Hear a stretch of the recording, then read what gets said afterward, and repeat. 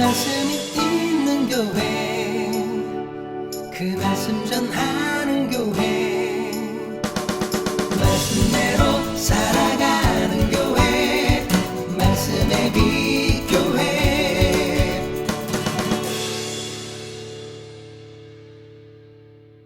오늘은 압살롬이라는 제목으로 함께 말씀을 나누고자 합니다. 노암이랑 서준이는 떠들면 안 돼요. 조용히 해주세요. 자, 압살롬이라는 이름의 뜻은 평화의 아버지라는 뜻입니다. 이름은 평화의 아버지라는 뜻인데 결코 평화롭지 못한 그의 삶이죠. 다윗의 맏아들은 누군지 혹시 아세요? 예, 암논입니다. 이스라엘 여인 아히노암이 낳은 아들이 암논. 첫째. 둘째는 나발의 아내였던 아비가일이 낳은 아들이죠. 아히노암. 길르압. 셋째가 이 압살롬입니다. 그슬왕 달메의 딸 마아가가 낳은 아들이 바로 이 압살롬입니다. 그술왕이죠. 그래서 암논을 죽이고 도망간 곳이 바로 그술이죠. 그러니까 외가 쪽으로 도망간 거예요. 다윗의 맏아들 암논이 이복 동생이지. 이복 여동생인 다말을 겁탈을 하죠. 그러니까 마아가가 낳은 딸을 사랑하는데 상사병에 걸릴 지경이 되었습니다. 자, 사무엘하 13장 1절 2절입니다. 암논이 다말을 사랑하는 거예요. 그 후에 이 일이 있으니라. 다윗의 아들 압살롬에게 아름다운 누이가 있으니 이름은 다말이라.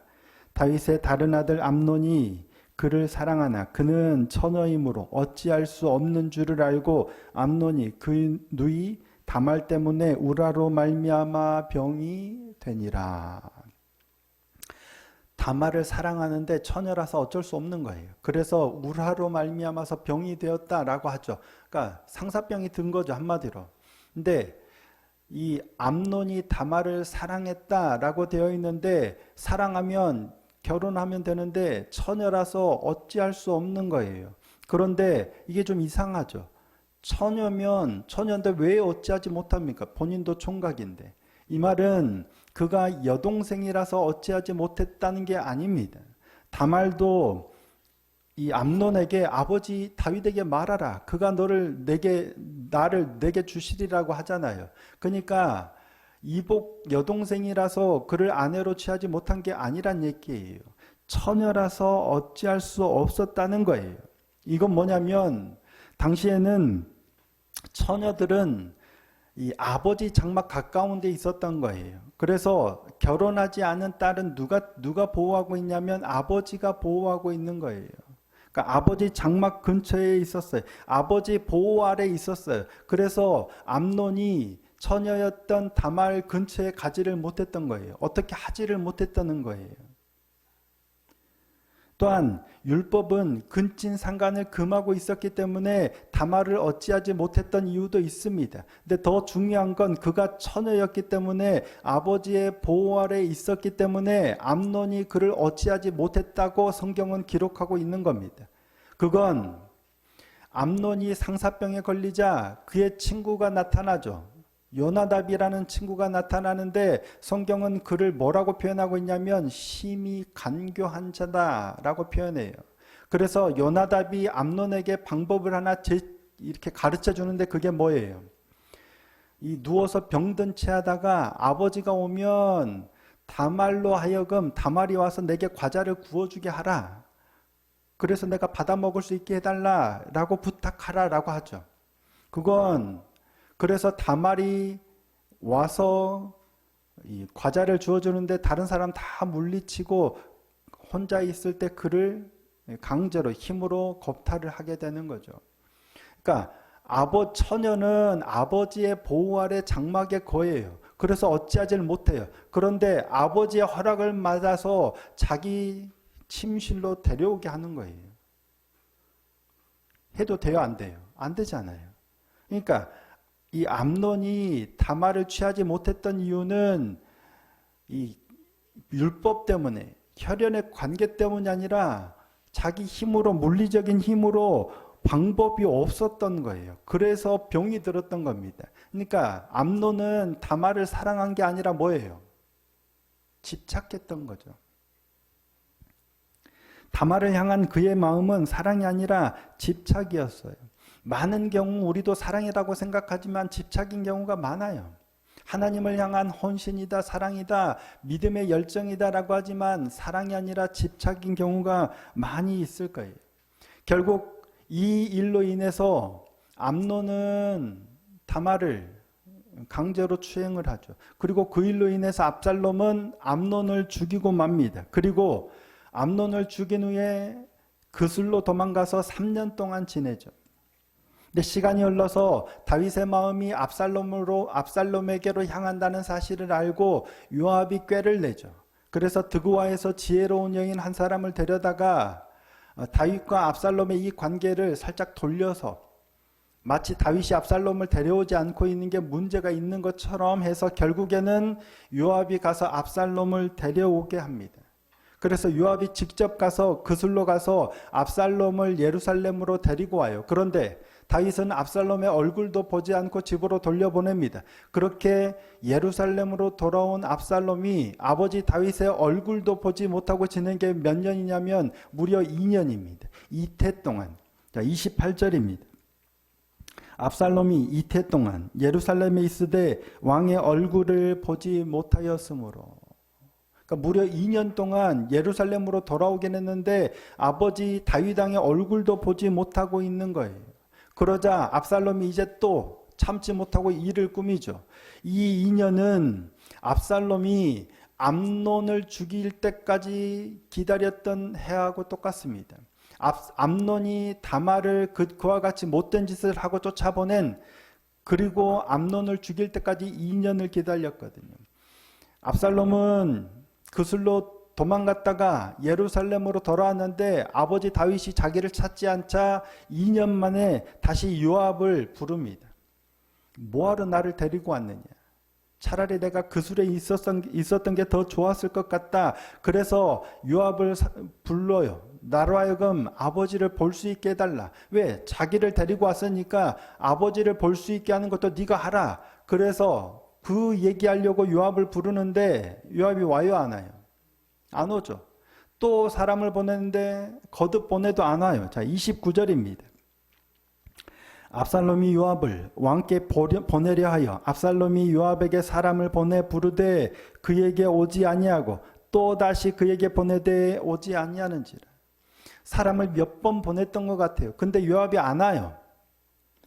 왕을 설득해서 자신을 데려왔으니까 네가 다시 아버지한테 얘기해서 나를 좀 보게 만나게 해달라라고 부탁하려는데 안 오는 거예요. 그러니까 압살롬이 화가 나서 어떻게 합니까? 자기 종들을 보내서 요압의 보리밭을 불사르게 합니다. 불질러 버리게 합니다. 내가 책임질 테니까 상관없이 빨리 요압의 밭을 불질러 버려라. 불을 질렀더니 요압이 그제서야 막 허겁지겁 왔겠죠. 네가 어찌하여 종들을 시켜서 내 밭에 불을 질렀느냐 따지러 와요. 그때 압살롬이 뭐라고 대답합니까? 자, 오늘 본문 32절입니다. 압살롬이 요압에게 대답하되 내가 일찍이 사람을 내게 보내 너를 이리로 오라고 청한 것은 내가 너를 왕께 보내 아뢰게 하기를 어찌하여 내가 그술에서 돌아오게 되었나이까. 이때까지 거기에 있는 것이 내게 나았으리이다 하려 함이로라. 이제는 내가 나로 하여금 왕의 얼굴을 볼 수 있게 하라. 내가 만일 죄가 있으면 왕이 나를 죽이시는 것이 옳으니라 하는지라. 네가 나를 그술에서 데려왔으니 왕에게 다시 아뢰라는 거죠. 만약에 내가 죄가 있다면 차라리 그냥 죽이시라는 거예요. 암논의 일로 죽이려면 죽이시지 그냥 이대로 내버려 두지 말라는, 얼굴을 보고 용서를 하시든지 아니면 죄가 있으면 죽이라고. 왜 이렇게 그냥 내버려 두는 거냐라는 거예요. 결국 그래서 요압이 다윗에게 나아가서 이 사실을 아뢰자 왕이 압살롬을 부릅니다. 압살롬은 왕 앞에 나가서 땅에 엎드려 얼굴을 땅에 대고 절하죠. 그러자 다윗이 압살롬을 안고 그에게 입을 맞춥니다. 다 용서하고 다 관계가 회복되는 것처럼 보이죠. 그런데 관계가 회복이 돼요, 안 돼요? 전혀 안 되죠. 관계가 전혀 회복이 안 됩니다. 그래서 이때로부터 만 4년이 지나서 결국 압살롬이 아버지 다윗을 반역해서 헤브론에서 반역을 일으키게 되죠. 어쩌다가 일이 이렇게 되는 걸까요? 왜 문제가 자꾸 나아지진 않고 점점 그래서 결국 아들이 아버지를 반역하게 되고 결국 아버지의 군사들에 의해서 그 아들은 죽고 아버지는 슬퍼하고 왜 일이 이렇게 자꾸만 꼬여가는 걸까 하는 겁니다. 어디에서 이렇게 일이 잘못된 걸까? 무엇이 문제일까? 다윗 때문일까요? 압살롬 때문일까요? 누구 때문에 자꾸 문제가 이렇게 잘못되어져 가는 거예요? 근본적으로는 다윗 때문이겠죠. 다윗의 죄 때문에 하나님께서 그렇게 벌하시겠다라고 말씀하셨어요. 근본적으로는 다윗 때문이에요. 그러면 압살롬에겐 잘못이 없을까? 아니겠죠. 당연히 압살롬 때문이에요. 그러면 압살롬의 무엇 때문일까 하는 거예요. 그래요. 다윗 때문이에요. 그래요. 아버지 때문에 문제가 이렇게 됐어요. 그러면 나는 문제가 없나 하는 거예요. 나에게도 문제가 있다는 거예요. 그러면 나의 무엇 때문인가 하는 거예요. 다윗과 압살롬의 이야기가 쭉 전개되는 중에 뜬금없이 압살롬에 대해서 설명하는 구절이 나옵니다. 압살롬과 다윗이 어쩌고 압살롬이 어쩌고 쭉 이렇게 이야기가 쭉 진행되는데 뜬금없이 압살롬이 어떤 사람이다라고 설명하는 게 중간에 삽입되어 있어요. 그게 25절에서 27절입니다. 자, 오늘 보면 25절에서 27절 함께 한번 읽어볼까요? 자, 읽겠습니다. 시작. 온 이스라엘 가운데에서 압살롬 같이 아름다움으로 크게 칭찬받는 자가 없었으니 그는 발바닥부터 정수리까지 흠이 없음이라. 그의 머리털이 무거움으로 연말마다 깎았으며 그의 머리털을 깎을 때에 그것을 달아본즉 그의 머리털이 왕이 저울로 200세겔이었더라. 압살롬이 아들 셋과 딸 하나를 낳았는데 딸의 이름은 다말이라. 그는 얼굴이 아름다운 여자더라. 아멘. 압살롬은 이런 사람이에요. 압살롬은 어떤 사람이에요?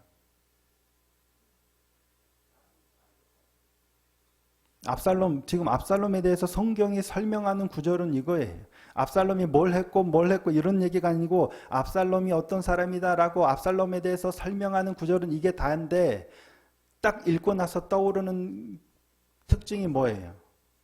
굉장히 잘생긴 사람. 엄청나게 잘생긴 사람이에요. 저도 이제 누구에 대해서 소개를 이렇게 설명을 들을 때 정말 잘생겼더라. 여학생들이 막 걔 보려고 왔다 이런 얘기 들으면 기분이 별로 안 좋아요. 그런데 그런 사람이에요. 압살롬을 설명할 때 뭐예요? 엄청나게 잘생긴, 장동건 정도 될까요? 머리부터 발끝까지 흠이 없는 사람이 어마어마하게 잘생긴 사람이에요. 그의 딸도 뭐예요? 얼굴이 잘생겼대요. 아버지가 그만큼 잘생겼으니까요. 압살롬에 대한 설명 특징은 딱 하나예요. 잘생겼어요. 정말 잘생겼어요. 보통 잘생긴 게 아닌가 봐요. 어마어마하게 잘생겼어요. 외적인 아름다움이 흠이 없을 정도예요. 얼굴이면 얼굴, 몸이면 몸, 머리카락이면 머리카락. 얼마나 아름답고 얼마나 잘생겼는지 그에 대해서 설명하는 건 잘생겼다예요. 흠이 없다라고 표현해요. 재물이 아닌 성경에서 재물, 하나님께 제사 드리는 이런 재물이 아닌 흠이 없다, 재물이 아닌 사람에게 흠이 없다라고 표현하는 건 딱 둘밖에 없어요. 압살롬, 그리고 물론 다니엘에게도 흠이 없는 이건 나오지만 성경이 한 표현은 아니고요. 성경이 사람에 대해서 흠이 없다라고 표현하는 건 압살롬, 그리고 또 한 사람은 누구냐면 세례요한의 부모예요. 사가랴와 엘리사벳. 그런데 그들은 외모가 흠이 없는 게 아니라 뭐예요? 하나님 앞에 의인인데 주의 규례와 법대대로 흠이 없이 행하더라예요. 자, 누가복음 1장 6절입니다. 이 두 사람이 하나님 앞에 의인이니 주의 모든 계명과 규례대로 흠이 없이 행하더라. 사가랴와 엘리사벳은 하나님의 말씀을 따라서 흠이 없이 행하던 사람들이에요. 그런데 외모로 흠이 없는 사람은 누구냐면 압살롬이에요. 얼마나 잘생겼으면 머리끝부터 발끝까지 흠이 없었다라고 기록해요. 그런데 성경은 왜 압살롬을 설명하면서 외모로 외적인 아름다움, 흠이 없었다라고 기록할까? 이게 문제가 됐기 때문입니다. 압살롬은 성격이 좋았다. 말씀을 규례를 어떻게, 하나님 이런 게 없어요. 그냥 외적으로 아름다운 사람이에요. 이게 압살롬의 유일한 특징입니다. 문제는 이게 문제가 됐기 때문에 이걸 지적하는 거예요. 압살롬과 비슷한 사람이 한 사람이 있는데 그게 누구냐면 압살롬의 이복 동생이죠. 압살롬 바로 다음. 다윗의 넷째 아들인 아도니아가 그렇습니다. 자, 성경은 아도니아에 대해서 이렇게 설명합니다. 열왕기상 1장 6절입니다. 그는 압살롬 다음에 태어난 자요. 용모가 심히 준수한 자라. 그의 아버지가 내가 어찌하여 그리하였느냐고 하는 말로 한 번도 그를 섭섭하게 한 일이 없었더라. 용모가 심히 준수한 자인데 아버지가 한 번도 너 왜 그랬어? 그런 말로 나무란 적이 없는 사람이래요. 그를 설명하는 특징도 뭐예요? 용모가 심히 준수한 자예요. 압살롬은 아름다움으로 크게 칭찬받는 자. 아도니아는 심히 준수한 자. 이 사람들이 가면 어떨까요? 여자들이 길만 물어봐도 잘 가르쳐 줄까요? 안 가르쳐 줄까요? 사울만 봐도 단순하게 가르쳐 주지 않아요. 아주 자세하게 가르쳐 주고 어떤 사람은 직접 안내까지 할걸요 아마? 그런 사람이에요. 사람들에게 칭찬받고 인기가 있고 자기가 원하는 것 하자고 하면 아마 거의 대부분 다 따라주는 그런 사람이에요. 그만큼 인기 있는 사람이. 이게 압살롬과 아도니아의 공통점이에요. 그 둘의 공통점이 또 하나가 있는데 뭐냐면 그래서 그들이 스스로를 높여 왕이 되려고 한다는 거예요. 자, 사무엘하 15장 1절입니다. 그 후에 오늘 본문 바로 다음입니다. 그 후에 압살롬이 자기를 위하여 병거와 말들을 준비하고 호위병 50명을 그 앞에 세우니라. 이 행위가 뭐냐면 왕이 하는 거예요. 왕처럼 행동하고 있는 겁니다. 호위병을 두고 병거와 말을 두고 이렇게 행하는 건 왕이 하는 거예요. 자, 사무엘상 8장 11절입니다. 이르되 너희를 다스릴 왕의 제도는 이러하니라. 자, 왕이 이렇게 하는 거예요. 그가 너희 아들들을 데려다가 그의 병거와 말을 어거하게 하리니 그들이 그 병거 앞에서 달릴 것이며. 그러니까 이스라엘의 왕은 이스라엘의 아들들 중에서 사람을 택해서 이렇게 자신의 말과 병거 앞에서 호위하여 어거하여 달리게 하는 거예요. 이게 왕의 제도예요. 지금 압살롬이 그거 하고 있는 거예요. 아직 왕이 아니잖아요. 근데 4년이 지나서 예루살렘으로 돌아와서 다윗을 만났는데 왕하고 화해가 안 되니까 자기가 왕이 되려고 하는 거예요. 근데 이 모습을 똑같이 누가 하냐면 아도니아도 똑같이 그렇게 합니다. 자, 열왕기상 아까 아도니아 1장 6절이었죠. 용모가 심히 준수한 아도니아가 어떻게 하냐면 1장 5절입니다. 그때 학기세 아들 아도니아가 스스로 높여서 이르기를 내가 왕이 되리라 하고 자기를 위하여 병거와 기병과 호위병 몇 명이요? 50명을 준비하니. 압살롬하고 똑같잖아요. 스스로 왕이 되려고 이렇게 하는 거예요. 스스로를 높여 왕이 되니라. 둘의 공통점. 외적으로 굉장히 잘생긴 사람들이에요. 심히 준수한 자들. 스스로를 높여 왕이 되려고 하는 거예요. 왜? 잘생기고 아름다운 게 문제예요? 아니에요? 아니죠. 그러지 못해서 문제죠. 그게 문제는 아니에요. 잘생긴 게 왜 문제예요? 하지만 그게 문제가 돼요. 단순히 그래서 문제는 아니지만 그게 문제가 돼요. 성경이 그들을 설명하는 특징은 딱 그거 하나예요. 그러다 보니까 이게 그들의 문제가 되는 거예요. 약점이 되는 거예요. 외적인 아름다움으로 사람들의 관심을 받고 호의를 누리다 보니까 자기가 원하는 대로 자기밖에 모르는 사람이 되는 거예요. 자기가 원하는 대로 뭐든지 해야 되는 자기중심적인 사람이 돼버린 거예요. 잘생겨서 문제가 아니겠죠. 그들은 외적인 아름다움에만 빠져 있는 사람들이 되다 보니까 그런 자기밖에 모르는 자기 중심적인 사람들이 되어버린 거예요. 그의 아버지가 네가 어찌하여 그리하였느냐고 하는 말로 한 번도 그를 섭섭하게 한 일이 없었다. 아도니아가 다윗 눈에 벗어난 적이 없었을까요? 아도니아가 잘못한 적이 없었을까요? 아니잖아요. 근데 말을 안 한 거예요. 잘생겼는데 뭐라고 한 적이 없는, 그러다 보니까 이렇게 돼버리는 거예요. 자기밖에 모르는 사람, 자기 중심적인 사람이 돼버린 거예요.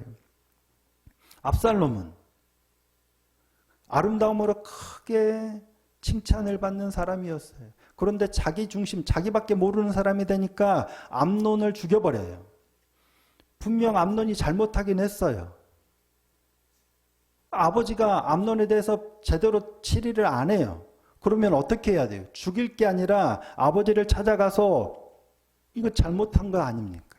왜 아버지 가만히 계십니까? 뭔가 조치를 취해야 되는 거 아닙니까? 법대로 아니면 혼을 내든 아버지를 따져야죠. 근데 그런 거 없어요. 그냥 죽여요.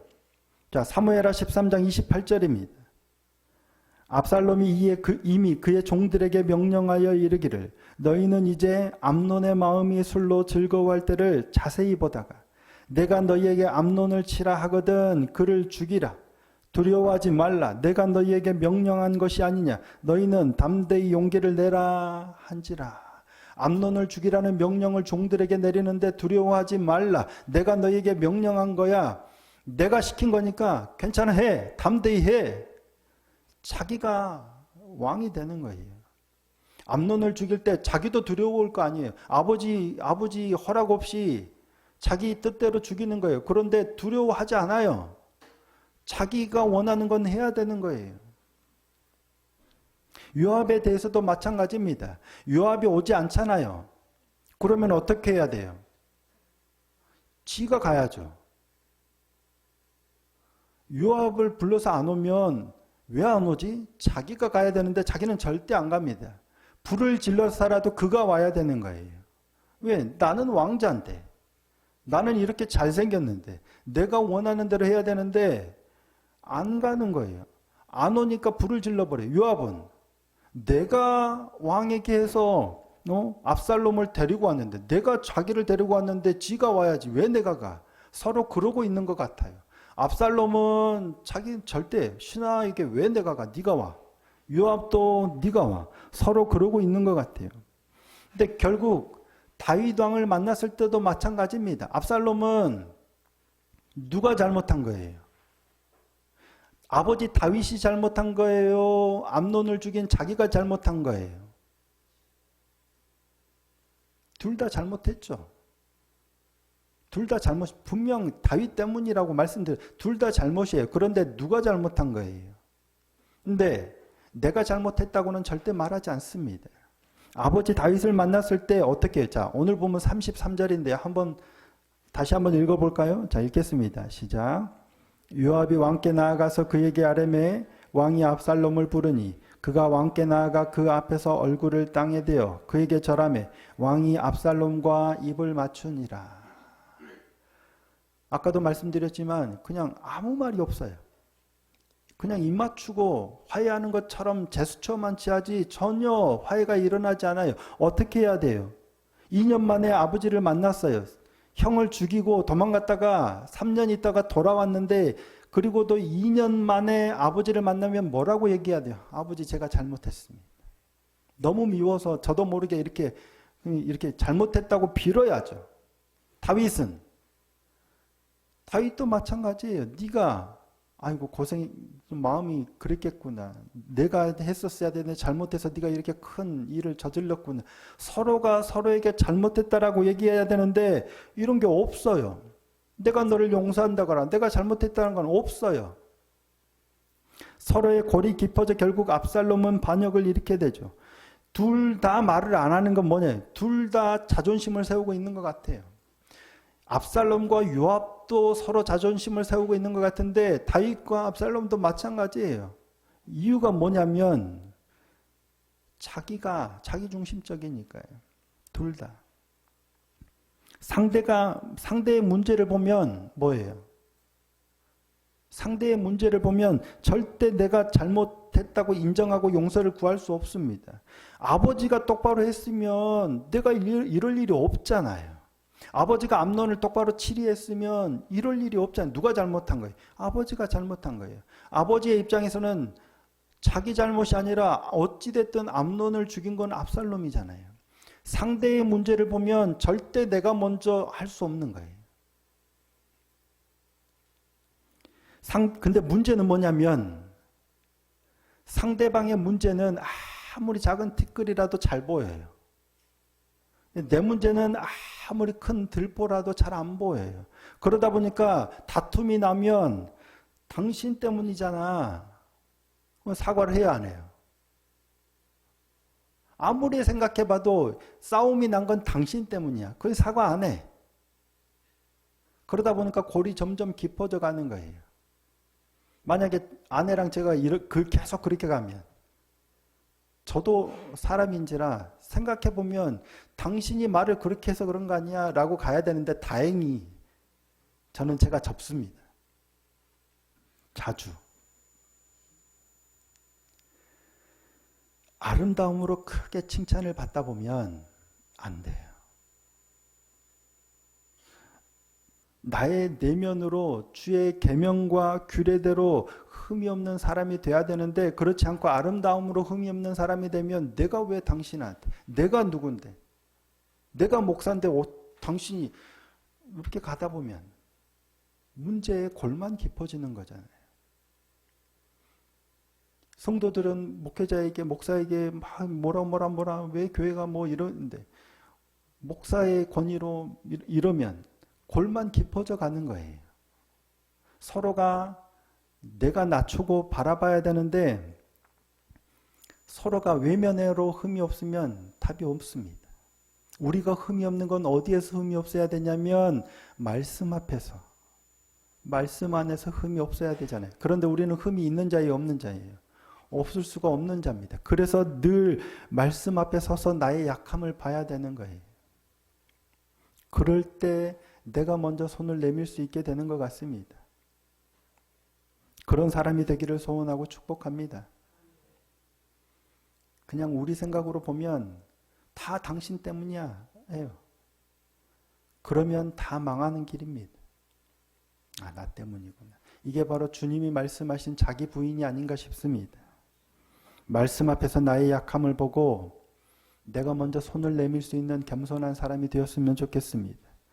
겸손하게 나의 약함을 인정하고 사과할 줄 아는 그런 사람.